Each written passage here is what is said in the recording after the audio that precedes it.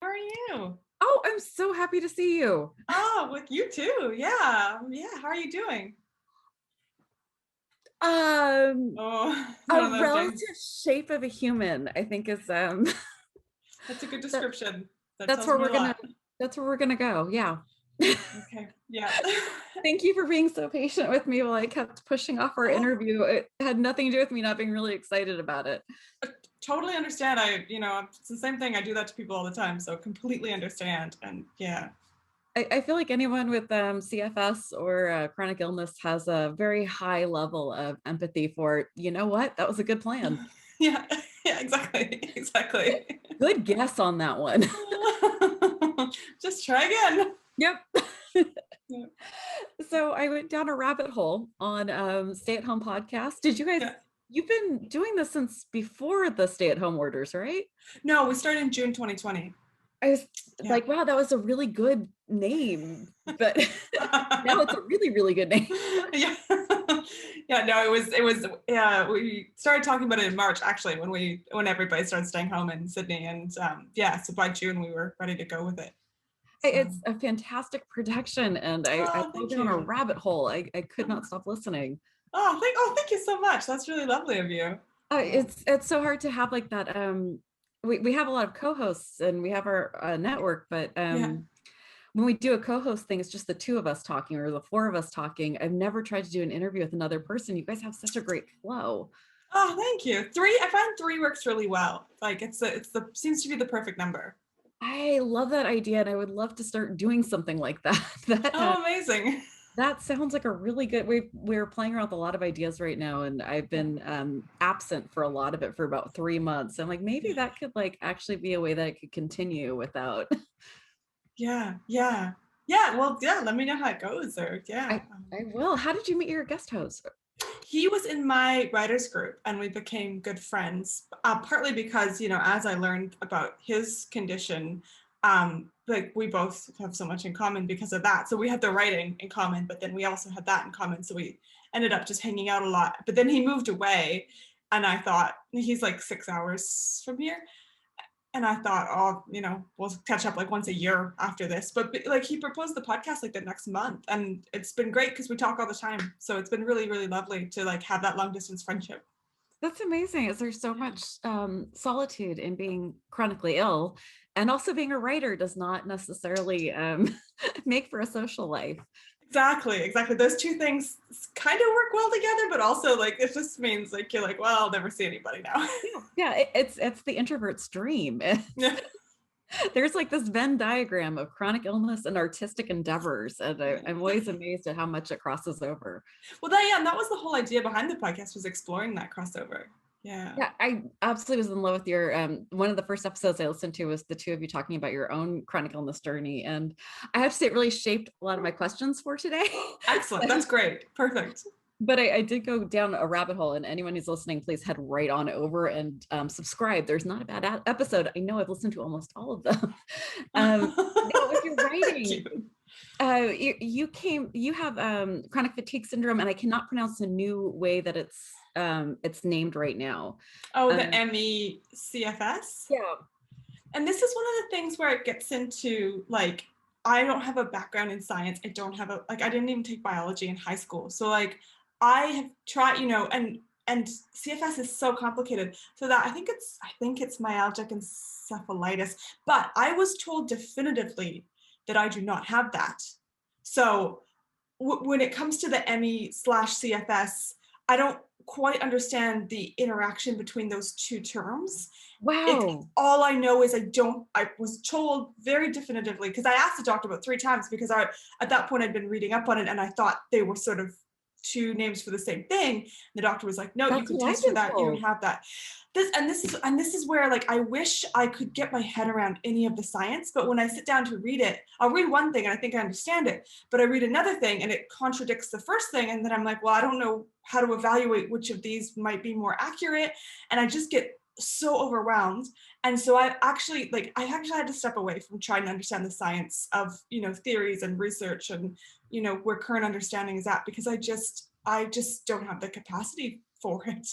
So I think you just stumbled on a new business idea for someone who is chronically ill, who has an understanding of medical ease, to actually do a translation of medical journal articles for, those of us who are not as scientifically well versed in.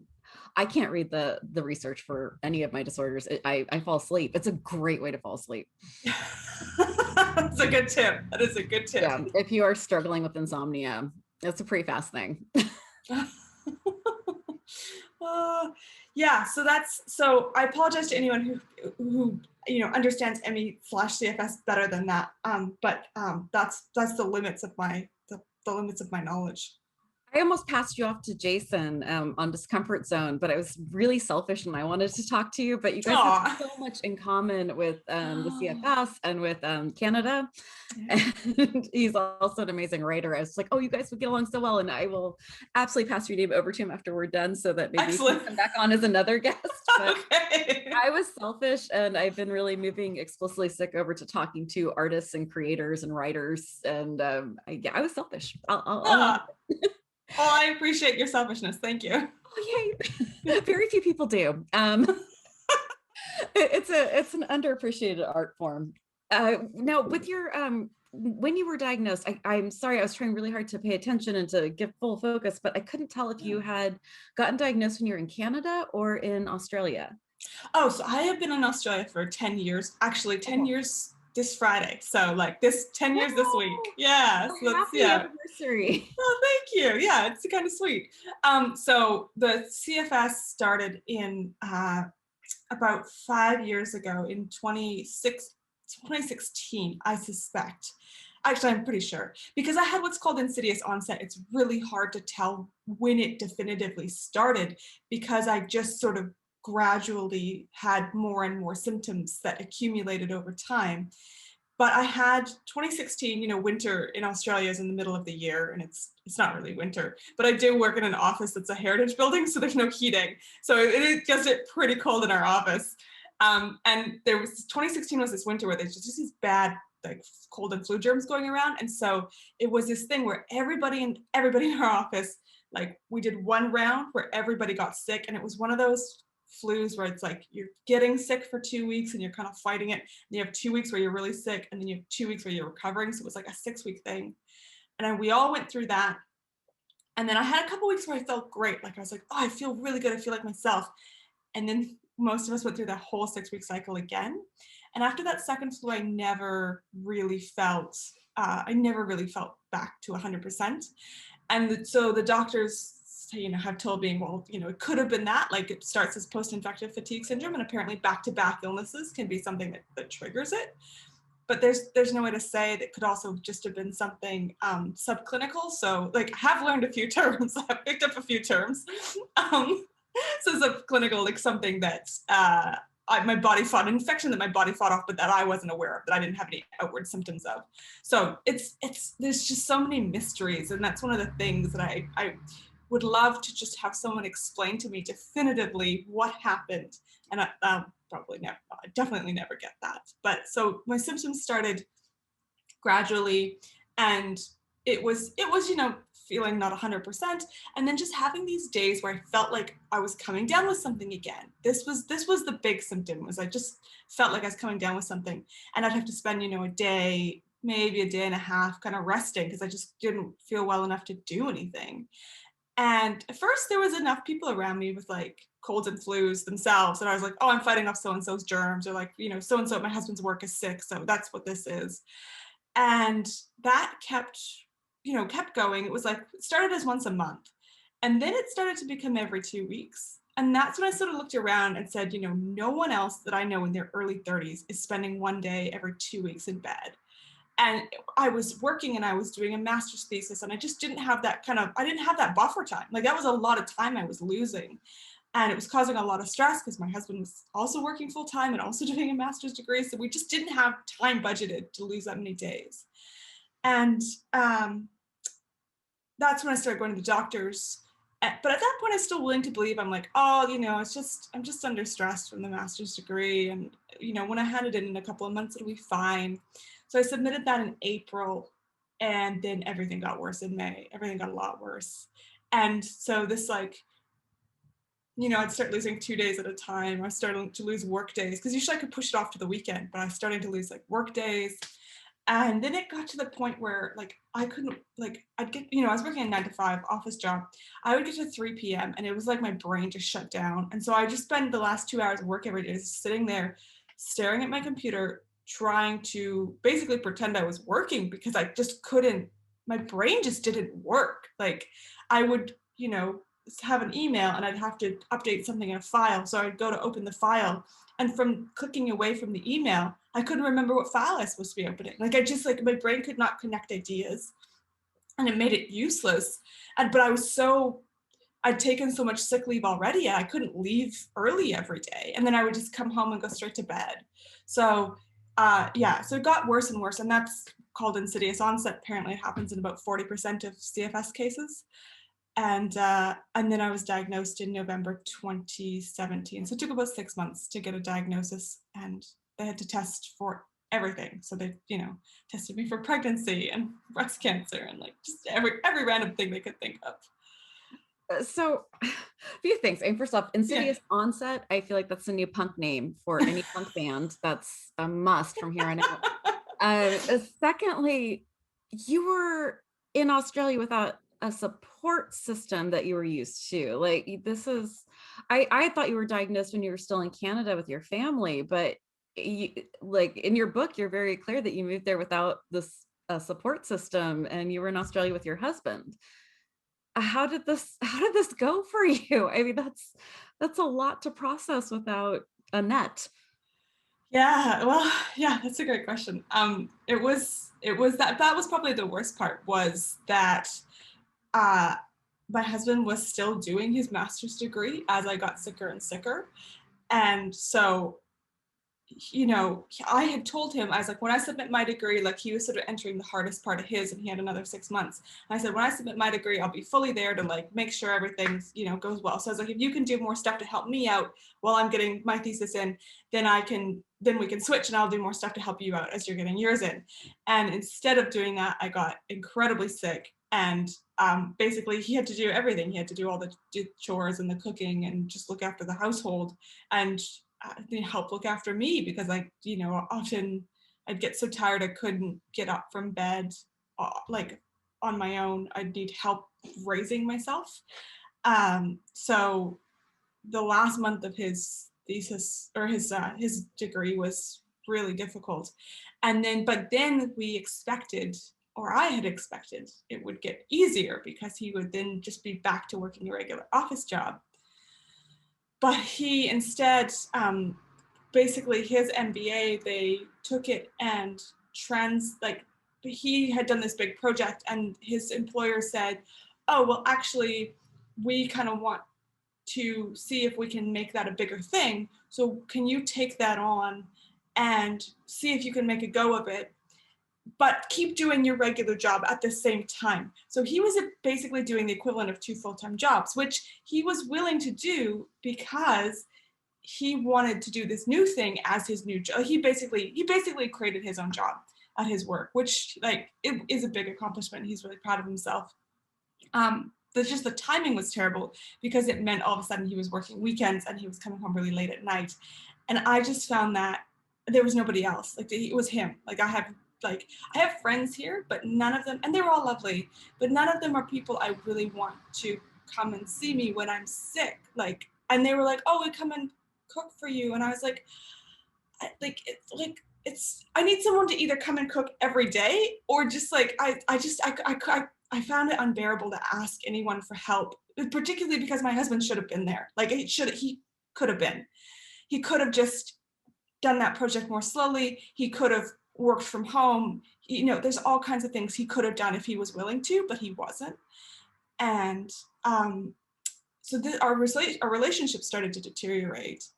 And I got that it was hard for him. I really did, because it was hard for me as well, because I was still wrapping my head around how I could be really, really, really sick one day and then not so bad the next day. Like, oh, I'm able to sit up and I'm able to, like walk around a bit, and I'll go outside and I'll sit on a bench. And then the next day I was back to like not being able to lift myself out of bed. And that's kind of like, it messes with your mind. and it's like, it's sort of like your body is gaslighting you. And so, I got that was confusing for him. And he kind of just had to take my word about how bad I was. Like I wasn't putting it on. And he, never accused me of anything like that, but he just was impatient. And I just found that impatience really, it's the opposite of supportive. So our relationships that got worse and worse over the next year. And I eventually, like, I was just so frustrated because all I had to do all day was lie there and be upset that he wasn't there to help me. And so the following year, basically, we went to counseling because I said I can't handle this anymore, and I can't leave. Like physically, I can't fly home. Even if I want to go stay with my parents, like I can't physically get there. It'll destroy me. I'll be so. And I'd read, Lauren Hillenbrand, who wrote Seabiscuit. She has a fantastic essay in the New Yorker about how she came down with something that's like chronic fatigue, and she describes how at one point she tried to go on a road trip and just how much sicker that, just the act of traveling made her. And I was terrified. I was like, I won't go anywhere that involves like an overnight flight. So we went to counseling, and it was a sign of how bad it was that like he agreed to go to counseling. He was like, okay, yeah, because we'd sort of talked about that in the past as like, oh, maybe that's something we should do one day, but it had never been bad enough that we were like, we have to do this. And it was amazing how much that helped. Like it helped so much, and things got so much better slowly. It took a while, but we were only going to appointments maybe once a month, for 8 months. So it wasn't like we went to dozens and dozens of appointments. What were some of the things about the counseling? Was it just being able to talk openly, or were there actual exercises that really helped you guys? One thing was just being able to talk, and because normally if we tried to talk about any of these things, we would just deteriorate. Like the conversation would just deteriorate. So we had to, with the counselor, we had to remain civil, which meant that we actually could discuss things. Still frustrating sometimes, but and the counselor was, I don't know what kind of stuff she saw, but she's like, you guys are so nice to each other. And I was like, I think we're just Canadian. Like, just inbuilt, like, Wow. my husband is also Canadian. So, but she gave us a lot of tools, and I think partly we went away and we put in the work. So like, there's a researcher whose surname is Gottman, and he has, a whole bunch of books and resources. And one of them is like the 7 principles of a successful marriage. And that book actually has like a whole bunch of exercises you can work through. So we actually sat down and worked through a lot of those together. And they gave us really simple tools, like just talking to each other 20 minutes a day, like just making sure we're taking 20 minutes a day at a minimum to talk to each other. And, if we could do that on the couch, so like we had some physical contact, so just really simple things. One thing we adopted didn't come specifically from the marriage counseling, but was like related to advice they had given us. We call it 2 good things. It has a different name, but we call it 2 good things. And basically it's every day, usually over dinner, we tell each other 2 good things about our day, 1 frustration about our day, and 1 thing we're looking forward to. Oh, yay, Zoom. I got 2 good things about your day, and then you flipped out. Oh, okay. So 2 good things about your day, and then 1 frustration about your day, and then 1 thing you're looking forward to. And it sounds like the simplest thing, like it really is, but it just keeps you involved in the other person's life, because they bring up stuff that they wouldn't normally, like when you're like, oh, how was your day? Like usually you're like, you tell them 1 thing, but this keeps you sort of involved in your partner's life in a much more intimate way. And it's such a simple thing. We've been doing this for over a year now, and we do it every day. And it's just like, I just find it, I'm like, oh, okay, it's really good to know those things. And it's like the thing you're looking forward to. It's like, oh, it's like, that's what that person is sort of relying on right now and hoping for. That's gotten a lot harder with COVID. Like, what you're looking forward to used to be. Looking forward to streaming that next show on Netflix.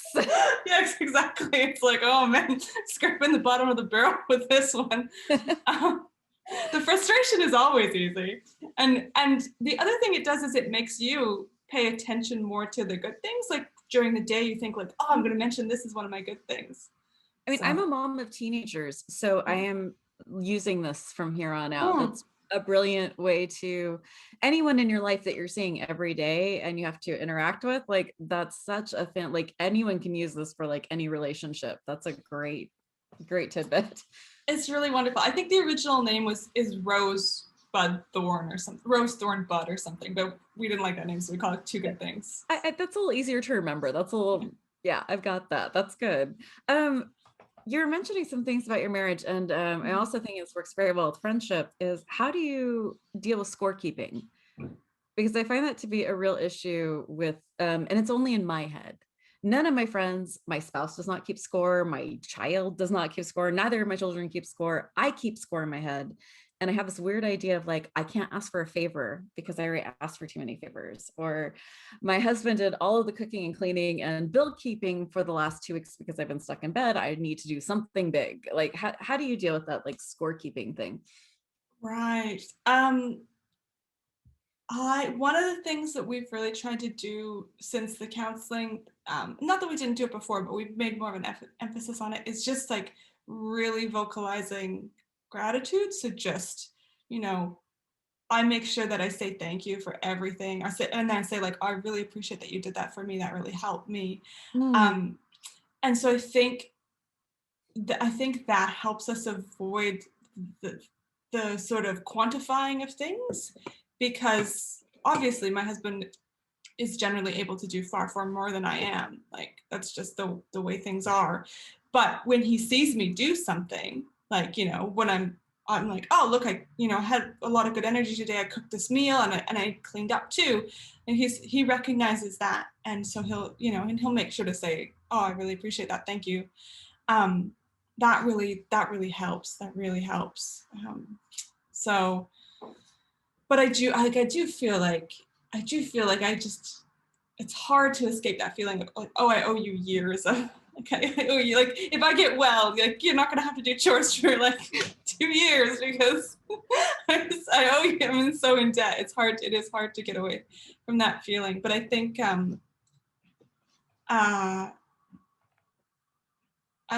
I and like I said, I don't ask. I've still never gotten to the point of asking friends for things because I just feel like none of my, like I have great friends here, but I don't feel like any of those friendships were close enough that like it was appropriate for me to bring them into my problems on that level.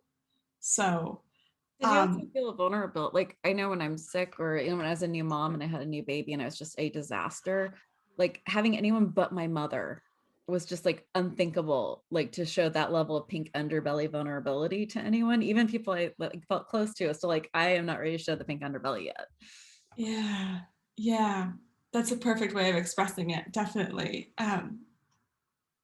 And I think also like because I grew up moving around, so I never lived in the same city as any other family. I never like, you know, got to really get close to friends because we would then just move to another place. So I think I've had a lifetime of that sort of like keeping everybody at arm's distance because I know like, oh, I'm probably going to move in a couple of years. So it's ironic I've been in Sydney 10 years now, but it's the longest I've lived anywhere in my life.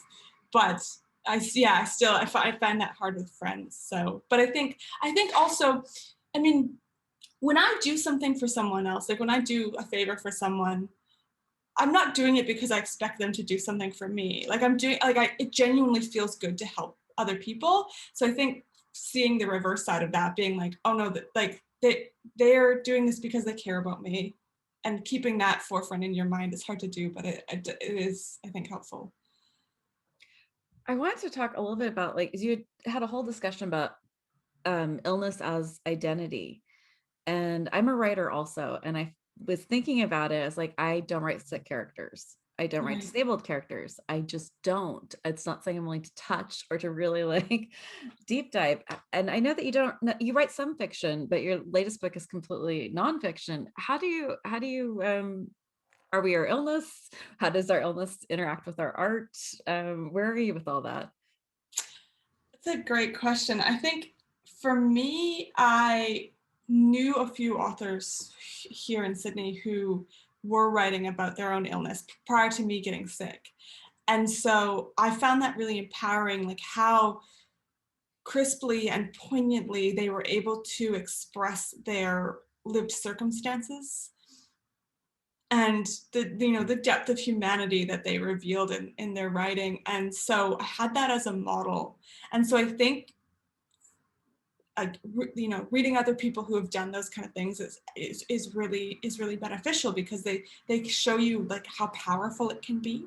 So that made me feel like I knew that I wanted to process some of my experiences through my writing, and that my writing is just how I process everything. So one of these writers, her name is Fiona Wright, and she has 2 books of essays about her own experiences with chronic illness that, this started when she was a teenager and she thinks now will probably last her entire life. And so she had a new book come out, and so I ended up writing like a essay length book review of it. It's like 4,000 words, and it's a book review, so it digs into her book and what she's doing in it, but then interspersed between those sections is sort of the story of how I got ill. And I was doing 2 things. One, I was trying to work with her writing style because it's so much more skillful than mine. I was trying to work with her writing style and see how it would shape my own writing. And then I was trying to reflect what I'd learned and taken from her book with what I had experienced. And so I created the braided essay where those 2 sections go back and forth until the end where they come together. And because her book ultimately is about grief. Like she was writing about grief for the life that she could have been living and wasn't. But on the flip side, she was also reflecting on how much comfort she does have in her current life, and what she feels uh, thankful for, and what supports her through her challenges. So so that was one way that I found writing about my illness really beneficial. And I'm looking at how I can work in a character. So I'm writing a novel now, and we're looking at how can I work in a character with chronic fatigue syndrome, because it's something you talk about on your podcast, which is like more people need to know about this stuff and understand this stuff better. And I think putting those characters into our writing is a really great way to do that. And characters need challenges and obstacles to work against and figure out how to overcome. So this, like, the sort of things that we're going through make for really good writing. They do. And I was really like having a serious thought through on why is it that I have one disabled character in all of my fiction writing, and and then I write my nonfiction, which is my blog, which is basically just my diary. I mean, if I put more than 3 seconds of thought into what I put out in the universe on that blog, I would be horrified, and I would never put anything out there again. There's no thought behind those. There's not even editing. Like you will see a billion typos, and if I ever edited it, I would never press publish. It's too hot for me to touch. It's like it's just too bright to see the shape of. Yeah. And I put my characters through a whole lot of other crap, but that's the one thing, and you're right, that's the thing that we do need to do. Otherwise, healthy people write about us, and that historically goes very badly. And it's just one of those things that's a big eyebrow raise of we just saw that with Sia doing the music video or the music movie. I'm not going into that because it's a hornet's nest I'm not touching, but we see people who are even well-meaning, who do things that it's like, oh, that's not helping us. Like if we don't have a good script for chronic fatigue, and I can do some things and I work hard on this, but it does not mean that I'm, like that, the only disability is a bad attitude. I hate that phrase more than I can explain to anyone. It's like, I am disabled. I can't do certain things. That's just a fact. It doesn't mean my life is worthless.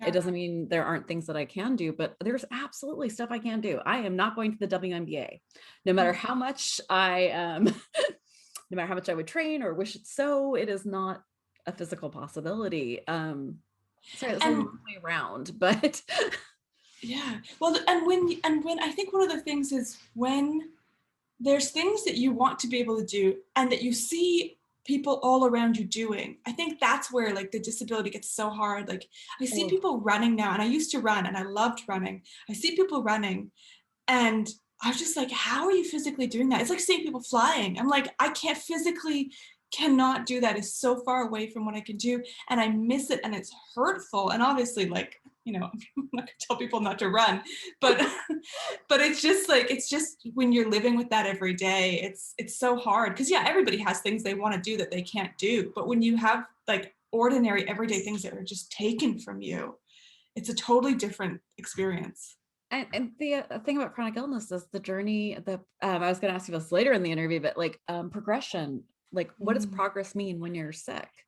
Like yeah. it becomes this really iffy thing where like one day, sure, you might be able to go for a walk and sit down on a park bench, and then the next day it's just not possible. There's no just like, I'm getting better. You know, like people think like the flu. Okay, well, here's the baseline of like I'm vomiting and a ball of snot and misery. And then it gets less snotty and less miserable. And then I'm back to like, oh, human. Yeah. And that's just not how chronic illness works. We keep this like very weird patterning going.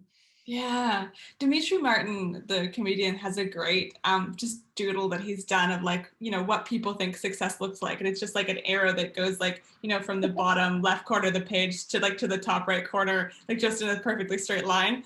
And then like beside that, he's got like what success actually looks like. And the arrow sort of starts off in the same corner and then just goes into this like scribbly ball that's just like all over the place and then like comes out the other end. And I put that on my own website because I was just like, yeah, this is exactly what like recovery feels like. Like it's just like I have no idea. Like at any time I think I'm like, oh, like last year at the start of the year, I felt like I was in a really good place. And I'm like, oh, by the end of this year, like I'm going to be doing all these things and I'll have like a little running routine again. And I'll be able to work more hours. And last year, I feel like I made no progress at all. And maybe even by the end of the year was worse than when it started. And that was the first time that it happened for me. And so that just, I realized I just like, I can't have any expectations. I just can't have any expectations. I just have to just take every day as it comes to me. I'm yeah, viscerally feeling that like gut punch. I don't know how much of like those routines that Tim Ferriss pushes, or any of like the wellness people, or have a yoga practice, have a writing practice, have a writing practice. And like I don't think any of this is meant for us sick people. Like that is having a practice almost is like a guarantee that you're going to push yourself beyond what you were supposed to have done. Which leads me to my next question. As a writer, and someone who's sick, how do you get the work done? Do you have any special ways to do this? Any ways that you handle things? I was lucky in that I had a practice before I got sick. So I'll put that out as a caveat for everything I'm going to say. Everything I say is the caveat of like, I might change my mind about it in 2 days. So great. Okay, good. I'm in the right place. I have no talent for certainty. So I, uh, but that said, that practice was really hard won. It wasn't like, oh, I sat down one day in a creative writing practice. Like even when I was a healthy person, it was hard. So like keep that in mind also. But like what I did was I had a friend and we would meet up and we would agree we were going to write for certain times. We go to a cafe or a library and we would, when it was writing time, we'd put our phones in our bags and we didn't have internet, so we would actually just do the writing. And it started with an hour a couple times a week and then extended to 2 hours, and then after a few months we were doing 3-hour sessions. And by that time I was in such a good swing of things I could sit down and do it at home on my own too. So I just started doing it more regularly. And what I do and what I've always done, which motivates me, I think everybody needs to find their own thing, but I just track my hours, like how much time I've done every day.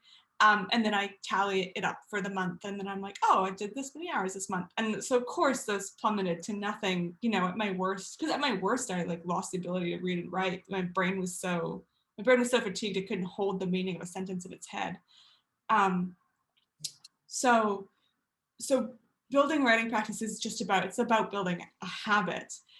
What I have done recently that I've never done before, and I'm actually finding it working, so there's this advice that you should write every day, which is I always found, and I've said for a long time, and speaking of changing your mind and having no certainty, I argued for a long time. I was like, I wrote for almost 10 years and a lot of those I was ill and I had 2 books out and I never, ever wrote every day. I said, you don't have to write every day, but write when you can, just make that commitment to write when you can. However, I recently have started, probably about 6 months ago, I recently have started trying to write every day. And of course, I don't get every day because there's some days where I'm just too sick. But what I've done is I said, I used to feel that I needed, at least an hour to get into my writing. What I've changed now is I'm doing like 15 minutes, and I literally put 15 minutes on a timer, open my document, and I just sit there with it. Um, and I can do that. I'm at a point now where I can do that most days. Like, um, it's rare that I have a day where I'm so sick that I can't do 15 minutes. And what that's doing is, it's true, I cannot get very much done in 15 minutes. I can get like maybe 100 words on a good day. Sometimes I just like edit a few sentences, but it keeps my head in the project so that when I do have that hour, I can sit down and immediately start working. I know where I'm at with my characters. I know where I'm at with my plot. I know I'm like, okay, so this thing has to happen next to like make the tension in the story. And that's actually made a huge difference. So I'm going back on what I previously said. I do think if you can write every day and like 15 minutes, like even if it's 10 minutes or 5, like if you start with something that gets you in the habit of opening that document, putting a few words down, it does get easier. So that would be my advice, is to try to, but then also forgive yourself for the days you will have days where you can't do it, and you got to do, like, I think that's the thing about when you set like a goal or a commitment like that, like I'm going to do 15 minutes every day. Well, then you miss 3 days in the month. Like, well, did you fail? Like, I don't think so. I think you succeeded because you did 27 days. Like, that's amazing, but good for you. Just having that attitude is important. That failure word can get very bitey, and it's interesting what we count as failure when we're sick. Yeah. Especially when we're writers and artists too. I mean, the word failure Yes. gets really interesting. There's no, it's not like my husband's job. He's in IT. The computer works or it doesn't. Yeah. Like, it's not subjective. I mean, people yell or they don't. Like, it's pretty clear. Oh, yes. I actually, it's so interesting you mentioned this right now, because I had to write a book review for Australian Book Review, which is a literary journal, and I considered it a big achievement that I pitched to them and they accepted my pitch, because they're like really literary, really serious journal. And I pitched this book, which of course is not out yet. Like, you pitch a book that is forthcoming, so there's no way I could have read the book. But I looked, I'd read what the book was about, and I was like, this book seems perfect for me. And so I pitched it. And so then they sent me the book, and the book was more political than I had anticipated. And the book was also like just incredibly beautiful, like one of the most brilliant books I've ever read, but also just like more complex and cognitively complex than I think I'm not quite there yet with the illness. And there was sort of an issue around, they had sent me a copy, but then they issued a new version. So the copy, there was admin issues as well that made this worse than it should have been. So anyways, I ended up having to write this review on like very, very, very short time, and just feeling like the whole time I just like was like, I can't do this. Like, I'm going to send them this thing. It's going to be garbage. They're going to like, this is the first time I'm writing for this editor, and he's never going to have me write for him again. And they pay really well. And now I'm going to lose all this money. And it just was like this was like, 1,000-word book review. And it just had ballooned in my mind to this like thing that like was my self-worth. Like, this book review was my self-worth. And I was so stressed about it that every time I thought about it, I started to just feel physically sick, like just like nauseous. And but I pushed through it, and I'm really lucky. Like, this is where like I have really good writer friends who I do rely on, and are like amazing people who are like, send me the draft, and I'll turn it around really quick. I'll get back to you right away, and then do that and give me great feedback. So I had a couple people look at it and be amazing. And um, so I sent it off, and the editor replied to me the next day. He's like, "Oh, this is a good searching review. I only have like one, tiny edit that I'd like to ask you about." It was all fine. So It's funny what we can blow up in our mind. Online. yeah, They just like, yeah. even doing this interview felt like a monster to me because I haven't done one Oh, in 3 months. I pretty much just, I wasn't even sure if I was going to come back on air. oh And it's like, wow. oh, I want to do this. Am I still good at it? Can I still Uh, do it? Can I still oh, focus long enough? Like, And it's so funny. I'm 43 and it's like, okay, there's no skill I really feel like at this point in my illness that I can just count on. Like my Yeah. friend's a lawyer. She knows how to do this. She's got this. Like there's a thing that comes in, she knows the steps. It's like I literally have to reteach myself every skill I have Oh, each time I sit down. Like I'm an artist, I draw. Every yeah. time I sit down to draw, I almost have to relearn. It's not like I have Oh, any like skill set that followed it. It's I have to like yeah. sit down and rewatch all the videos to relearn how to do exactly what I had done last week. Yeah. It's that brain fog thing where it's like all of a sudden you are constantly new at this, which can be cool because you're always like finding new techniques, but it's Yeah. really weird to be in middle age going, I have no idea what I'm doing. Yeah. Yeah. That's and also you're really great at this. Like you're a fantastic interviewer. This, this is it's so great to be asked these questions and to have a chance to talk to people about these experiences. Like what you're doing is so valuable. But yeah, I've been thinking lately about how like chronic illness, just like my experiences, I feel like it's made me small. Like it's made me, I Mm. realize like, I don't want to say I'm afraid to talk to people, but I just like when I'm out, I just don't talk to people because I can't quite hear them. Like with there's background noise and my brain can't filter the Oh background noise out. God. Do you ever So forget I, how to speak English? Like someone's talking English and you're like, I think I know sentence structure and I'm pretty sure you followed it, but I uh, literally have no idea what you just said. or you just like, or you go to reply and just like random words come out of your mouth and you're like, those aren't the words Have you that, not those listened words. to my interviews before? Are you new to this podcast? Oh, My yeah. husband like has like when we go to like any sort of like social engagement, like we are in the car and every time I'm like, was I a complete idiot? Like I have no idea if I was charming, horrifying, or something in between. Like Yeah. I relate to that. yeah.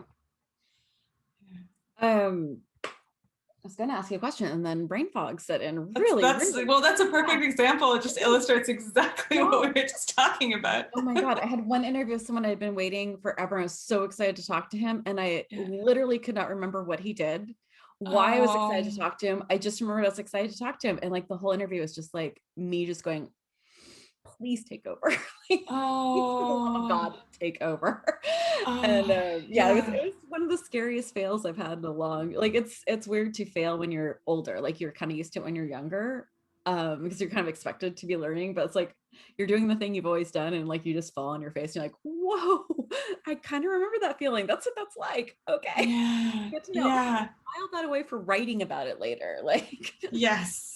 Yes, you're right. It's kind of like being a perpetual teenager because you're like expected to like do these things and you're just like, oh, but I don't actually know if I can do that. And yeah, I have yeah, I have two teenagers, and it's really fun to watch them. The youngest is a real creative powerhouse, and so we're always oh, talking about like, well, that was a crappy thing that happened that day. I hope you filed away exactly how it felt, what you were thinking, because you can use this. Like, this is yeah, gold. yeah. Anything Yes, yeah. crazy is gold. Yeah. Yeah, it's great for creatives actually to have that attitude. I don't know about, like a IT person, like I don't know what they're gonna do with those feelings, The but funny thing is my husband's super, super brilliantly creative. It's oh, just excellent. that's what he fell into as a career. But no, Oh, he's a brilliant storyteller. He's an amazing artist. oh, And we're both researchers. Like yeah. we have our bookshelves are hilarious. Like everything in our house is a book. I don't know if you can kind of see, but everything is a bookshelf in our Oh, I home. love it. And it's like we have stage magic from the 1800s. We have like Cthulhu books everywhere. Like it's yeah, we have very random history books everywhere. Yeah, yeah. Oh, that's fantastic. That sounds like the best kind of home. We are complete dorks. You'll have to ask our kids when they're 30 if it was a great home to grow up in. I'm sure about them. They'll be like ready to talk. But Yeah, yeah. By 30 they'll have figured it out. Yeah. around 30, maybe they'll have a good idea of whether this was a good idea or not. Yeah. Yeah. Um, with your writing, and you are writing a novel, which I'm excited Yes. to hear about. Your book, I have not gotten to read. I got to listen to the first chapter of it. Yeah. Did you have your chronic illness during that time? Did you write about it in the book? I'm so sorry. I wish I had had a chance to read Oh, it. No, that's absolutely okay. So the book is called How to Be Australian. I have two books. So this is the more recent one. It's called How to Be Australian. And it is very much about moving to Australia. It opens the chapter, the first chapter you can hear on our podcast is actually set in Winnipeg, Manitoba, which is where I was living, where I got married, where I went to university. That's where I was before I came to Sydney. And it's on a day that's -40. Now that's -40 Celsius. But I'm going to tell you, -40 Celsius and -40 Fahrenheit are pretty much equal. I think they equal out at -43 because of math being strange. So it's very cold. It's extremely There's no point cold. where negative anything is a place. I'm a Californian. Right, of course. Dissolve at 40. Yeah. That's it. Like you put a negative number in front of us, we're like, yeah, no, not even close. I've never seen snow, if that helps. Like I've never wow. seen snowfall. Okay. Yeah. I mean, snow, and this is one of the things is like snowfall is gorgeous. Like, but like once that snow hits the ground, it becomes disgusting very fast and dangerous as well. Because if it melts a little bit, like depending on what your temperatures are at. And this chapter, we've had like a day where it kind of melted a bit because the pavement heats up. Like it's not like it's warm outside, but the pavement is heated up. So it's melted a bit, then refrozen into ice. And now there's fresh snow on top of that. So you cannot see that ice. Oh my God, I would die. Like, yeah, it's like super my dangerous. bones would snap. Yeah. And there's people in Winnipeg who just don't go out in the winters. Like particularly elderly people, like they just they barely go out at all. What do it's so dangerous for them. Like people in wheelchairs, what the hell do you do? That is an excellent question because there's no way you could get around in this. Like, again, I think you would. My wheelchair can do like small things, but it would not, like I can't even take it out in the rain. It slides in the rain. I mean, probably what you would do is, hopefully you would have a garage. So you're going into your vehicle in your garage and then you're driving to a place that has underground parking and you're staying like, because even able-bodied people, like when it's -40, you're not going outside. You drive walk. You're not like in like the Siberian polar bear people who go like out go for a swim in -10. And so you spend a lot of your winter in like the mall because it's somewhere to go, right? So yeah, you'd probably do something like that. But yeah, if you were working somewhere, for example, that didn't have underground parking, it would be really difficult because you'd be wheeling through snow. Like that would not work. If someone has a wheelchair that does this, please send me a message. Yeah, very curious about that. Is we're hoping to move soon into a place that does snow, and I'm like, what really? am I going to do for 3 months out of the year? It also depends how much snow you get. Like, because there's some winters even in Winnipeg where you don't get very much snow. It's just like some summers are rainy and some summers are very dry. So if it's a place where it doesn't get a lot of snow, like Winnipeg generally, because it's definitely not Winnipeg. We are not moving. No, I wouldn't recommend that. No. So anyway, so that's basically why I left, right? Like, blessed be everyone over there. Like, you have my respect. No. Hard pass. I am not doing that kind of snow. If you can open your door and there's an imprint where your door was, this is not my place. My son just joined the Navy and he's in the Great Lakes area right now in boot camp. And he was telling me that the snow is like actually that intense right now. He's like, Mom, you're not going to believe this. I only get like one phone call that's 10 minutes long every 2 weeks, but he was very excited about the snow.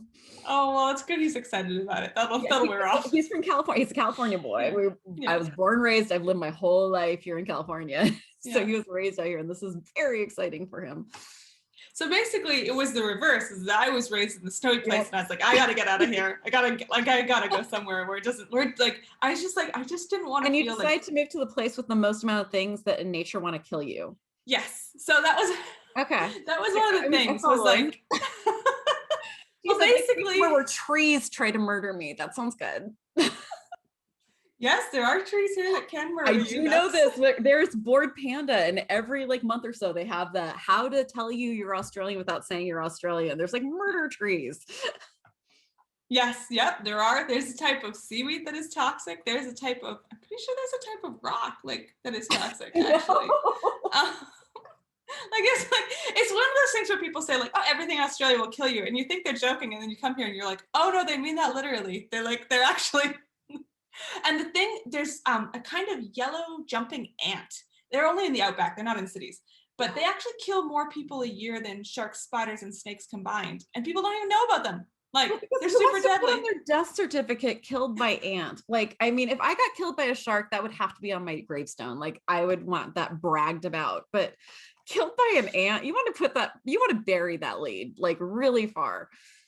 So I'm just picturing your gravestone as like just the Jaws mouth, like just like the tombstone is the Jaws mouth. Just like exactly you know me well at this point. That's exactly what it would look like. And it would have to be a thing where if you step near it, it would start that donna. I want to visit this cemetery. This sounds great. I promise when I die, I will send you a thing if I get killed. Excellent. Just like an invite goes out to everybody being like, come to my tombstone. Oh, I would make sure. Like, excellent. No, like everyone has agreed I'm not allowed to plan my own funeral. Like, oh, this sounds like a missed opportunity. I mean, I would have like knocking jokes. Like there'd be, it would be an entire stand-up routine or lay down routine since, but. That's a great ad. I love this. So anyway, the book starts in Winnipeg, but then by chapter 2, we're arriving in Sydney, and the book is about how we came here. Sort of like we had a 1-year visa, and it was we were gonna live in Australia together to get away from the cold for a year, and then because it had taken me 8 years to drag my husband out of Canada. Like I had lived abroad. I lived in Mexico and Korea and Peru, and I loved living abroad. I just wanted him to experience that. So before we got married, I said, like, if we're gonna get married, you have to come outside Canada with me. And he said, as long as it's somewhere English speaking, so I can keep working, like, because I have this accounting career. And I was like, okay, we can make that compromise. That's fine. So that's partly why we ended up in Australia, because it was like warm and hot, but also English speaking, and Hawaii would not give us a visa. So it's actually very hard for Canadians to get American visas. It's like, is it really? Well, yeah, because we have working holiday exchanges with all these countries, and like Australia and America have a working holiday thing. But like, yeah, Canadians can't just get American visas the way we can in the UK and Australia and New Zealand and a bunch of places. I mean, it's weird. Why you would want to? I mean, our healthcare, like every time you're talking about like something that was a medical test, I'm like, in my head clicking like how many hundreds of thousands of dollars your care would have cost here. And like, if I was Canada, I would build a wall. I'd be like, you know what, Americans, like get your healthcare system together. Do not come here for. Yeah, the older I get, the more and more, you hear more and more stories and read more and more things about, and it's just unbelievable to me, like the US, like, that people put up with that. Like, it just destroys lives and families. We don't put up with it. We don't have a choice. There is no decision-making power that we have over this. But my last medical bill was $14,000 for an emergency room visit that lasted 3 hours and had no actual medicine given. It was literally $3,000 that they charged. The line items was $3,000 to walk through the door. $1,500 to put the needle in my arm, which they screwed up. And then they charged me $890 per banana bag, which is just the magnesium. And then like the rest of it was just medical tests and consultations with the emergency. Like, it was insane. It's $14,000. And my ambulance ride was $3,000 for a 1-mile visit with no medical care given in the ambulance. Oh, okay, so in Canada you pay nothing for medical. Like you do not. There's no place where you would have to take your wallet out and for anything other than your healthcare card. So when I came to Australia and I found out that doctors can charge on top of like what the government pays. Oh, so no. You have to figure out this. There's all this terminology. So there's this thing called bulk billing, and this is part of like how to become Australian. You got to learn all this stuff. So like. If you look for someone that bulk bills, then that means they don't charge anything on top, so you won't have to pay anything. But you still have to pay for the appointment, and then the government refunds you. But usually they do it instantly. So I'm like, well, why are you even, like, it's very confusing. But then so some places it's like a small fee on top, some places it's a larger fee on top. But then also the government has a list of like, we will pay for testing in these circumstances, but doctors might recommend testing in other circumstances. So when I was told, the doctor recommended that I get a brain MRI when I was getting sick, and she was like, Medicare isn't going to cover it. They only cover it if you're having seizures. So she's like, I recommend it, but it's up to you. And I was like, don't put that decision on me. Like, you tell me if I need it. And if I need it, why is the government not paying for it? I had to pay $400 and I was outraged. So I yeah, I won't tell you cannot. what it costs here. Oh, I can't. I was just I gonna would say, vomit. I can't even imagine. Five Oh, figures. It would be at least five figures. yeah, yeah. Here we have a thing on like if you get MS or Lyme's, it's they'll ask you about your assets. Like it's like if you have a certain amount of money in assets, you have access to medication and treatments that other people really just don't have. Actually, I've just been reading a book called Sick by Porachista Kakapor, So who's good. Yes. yeah, yeah. And that like again, like what's what I mean about like reading about how much money she spends. Just like you've spent more money on your health than I've made in my entire life. Like I just don't know how that's even possible. It's yeah. It's Um one of our things here that really makes me want to like. There's a lot that like if you've heard any of these, you know I'm very active on how angry this makes me. yeah, yeah. But they actually look at your assets when you go into an emergency room because they can't deny you care if it's a public hospital, but they can look at if you own a house in the area, and they can attach. And people lose their houses to hospitals when they can't pay the emergency. Yeah, it's it's quite It's fascinating here. such a terrible system. Wow. It's yeah. Yeah, and So I actually interviewed a really neat lady from Australia, and she moved over to England, and she's looking, she's has type 1 diabetes, and she was like, explain to me your insurance system over there in Australia. And she's like, yeah. it's absolutely horrible. You have to pay all this money. And I was like, okay, yes, I hear you. That's super bad. Do you want to know what insulin costs in the United States? Oh yeah, yeah, yeah. The US has to do something. Like, so if you're American and you want to move to Australia, I highly recommend my book, which basically like Exactly. It's a great book. tells the story of like how we arrived and like thought we were gonna have this easy breezy year.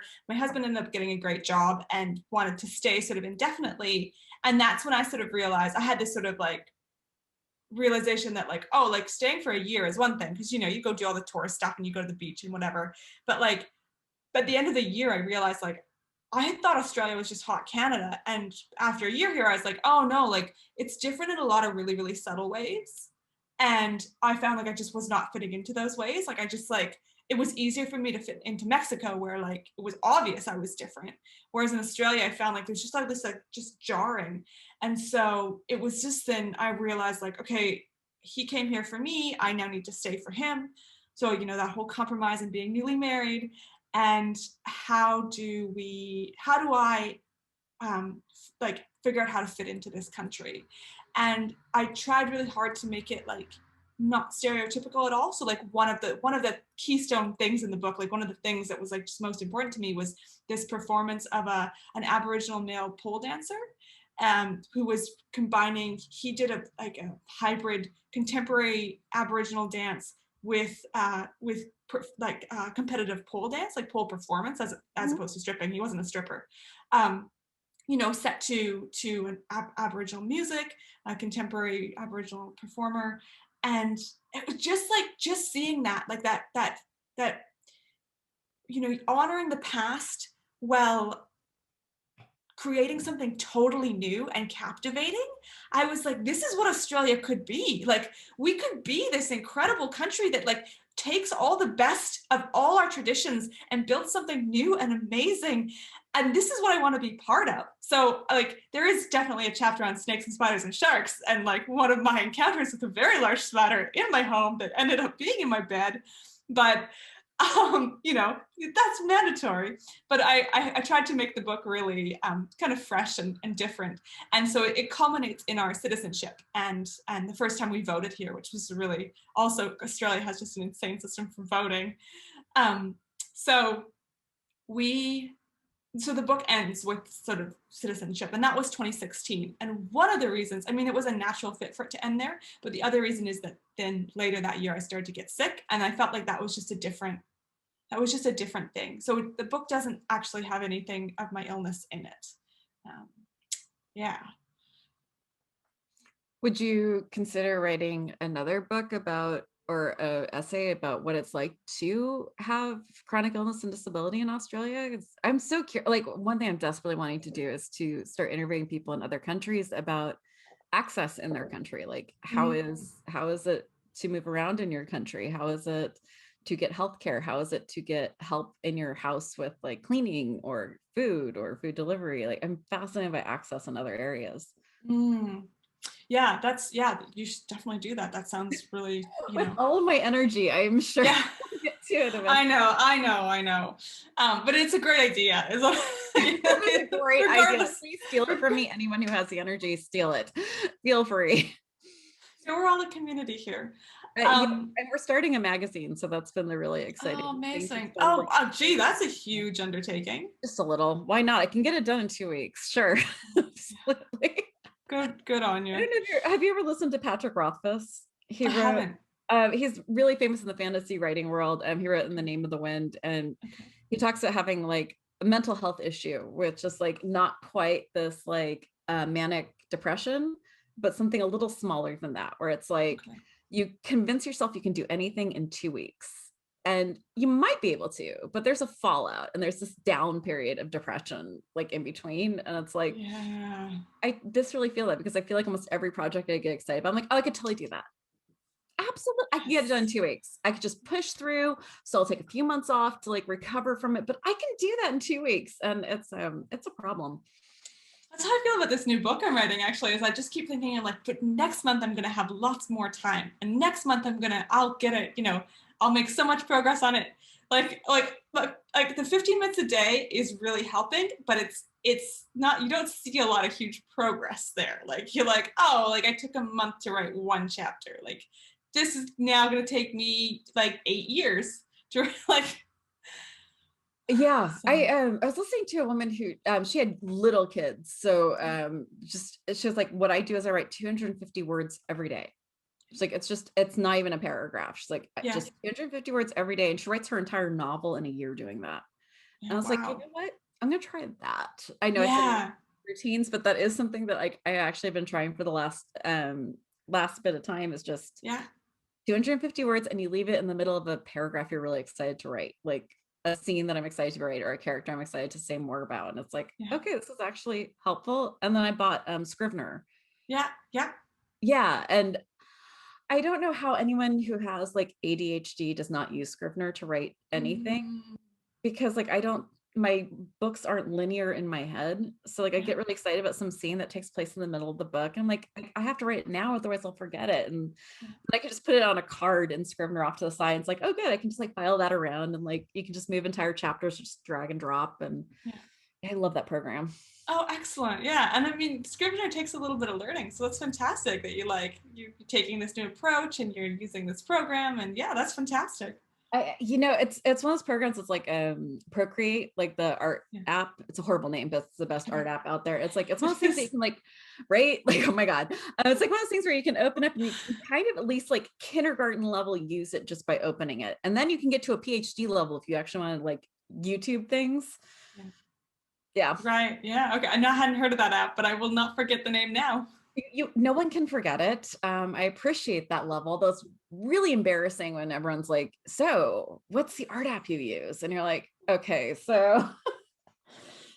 Ah, Yeah, it's the best art app there is to ah. use. It is really embarrassing, but it is the best one. I'll check it out. I'll check Yeah, it out. it's I know what the I love name. is it's $10 just straight out, and then every time they do an update, it's free. Oh, amazing. So it's just like that instead of the Adobe where it's like we will take your firstborn and your soul, and with our next update, we'll take your house, and every month you need to give us a pint of blood. Like hate Adobe. I'm so mad Uh, at Adobe. Yeah. oh, I'm glad I haven't gone down that road because that kind of sounds like the US healthcare system.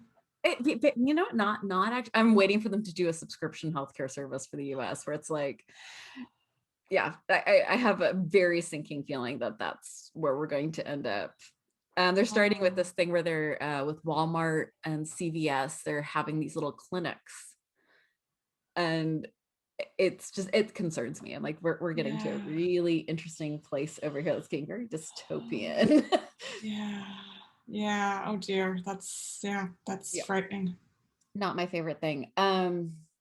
So do you want to tell me what you're working on with your new novel? Oh, well, You don't have to. I so my first book, I have a book called My Name is Revenge, which just came out on audiobook. I'm super excited. really. thank you. I love audiobooks. And I've listened to, like, I used to listen to audiobooks like back on cassette. Like, I know everybody's like, oh, audiobooks, like they just discovered they exist. But yeah, like I've listened to audiobooks for years. And so as a writer, I got those. School. Like I Yeah. got graduate school on audiobooks because I was a literature Oh, wow. major. And Nice. yeah, it was my graduate school and I worked 3 jobs to put myself through school. So driving between jobs, I would Oh, listen to the book I was supposed to write a paper on. wow. Oh, that's so clever. I'm so impressed. Wish I'd known that Desperate back. times, life on ramen noodles. Yes. Yeah, right.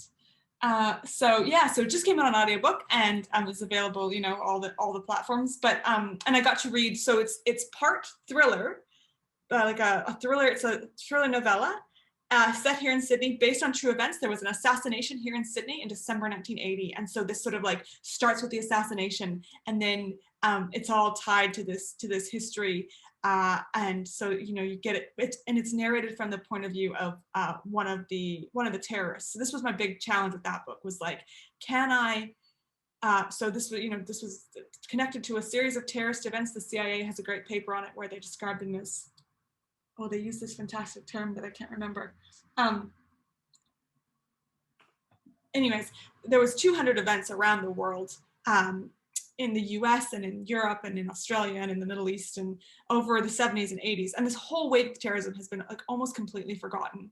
But when I learned about this terrorism, for reasons that are revealed in the novella, it was the first time where I was like intimately understood why this had happened. Like, obviously I did not agree with the methods, but I understood the motivations. And I was like, oh, that'd be really interesting to write about from that perspective. So the novella does that. And then there's 3 essays then at the end that explain the personal history behind it. And so we had a professional voice actor read the novella because he creates all the characters and he just does this amazing job. But then I get to read the essays, and it was just so heartening to get to do that. And that was something, it was a project we did during COVID.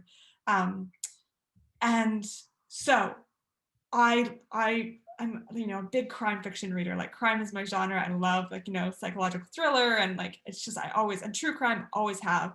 So I decided, you know, if I was gonna write something, you know, while I'm sick, because the thing about those 2 books, people keep telling me, they're like, oh, you know, you're sick, but you have 2 books, and I'm like, you wrote most of those before I got sick. Like, you know, it just takes books a really long time to come out. Like, yeah, I did some writing on like the second one while I was sick, but most of it was there prior to the illness.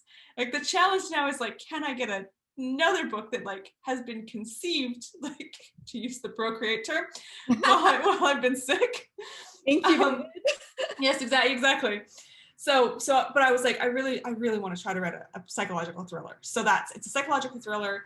It is set here in Sydney, and it's one of the things I'm researching in it. So it's basically about a woman who starts to think she's dating a murderer. But one of the things I'm doing in it is I've done all this research into really weird plants. And so she works in a greenhouse, and she grows these like just the weirdest plants. And so I've gotten to learn about like all the strangest plants. Like, there's a plant called a corpse flower that like smells like a corpse, and it attracts insects that eat dead bodies. And then there's another plant. Its actual name is the rat-eating plant. It is basically it's like a monkey cup, like a pitcher plant, but it fills with acid, and then it has this like sweet syrup. You're nodding, you know about the rat-eating plant. So I'm a gardener. I'm an fantastic gardener, and I study the history of gardens. Oh my gosh. Yeah. Oh wow. Well, I might have to send you the draft of this book. Yeah, no, please. I would love also, it. So for your listeners, the rat-eating plant is this pitcher, and it has a sweet syrup around the rim. And these tiny little jungle rats come, and they want the sweet syrup, but then they fall in, and the plant literally, like, these rats are you know, dissolved in acid. That's how the plant gets its nutrients, which I just think is like, you know, people are brutal, but like, that's incredibly brutal. Nature is so much more brutal than we could ever try to be. Yeah, like there's these zombie mites that get into like ants' heads, and like like every time I watch a nature documentary, I'm just like, nope, just no, thanks, but I'm out. And then the fungus grows out of the ant's head, like they crawl up trees, or like plants, and then she'll get the sun, and then like, yeah, and then it like feeds on the corpse of the ant. It's crazy. And you're like, wow, H.R. Geiger is actually a children's book writer. Okay, got it. Fine, fair.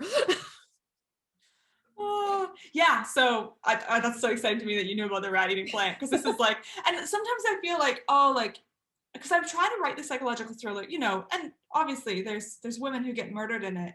It's like, but I'm trying to do that in a way that questions that as well. So I'm not just, you know, What a being novel concept. gratuitous. Yeah. I'm not just being gratuitous for the, you know, I'm trying to engage with the genre in a more serious way and like get underneath it a bit. But sometimes I'm like, oh, you should be writing, like, I should be writing a book about being ill. Like, that's what I should be doing. Like, I should be exploring that.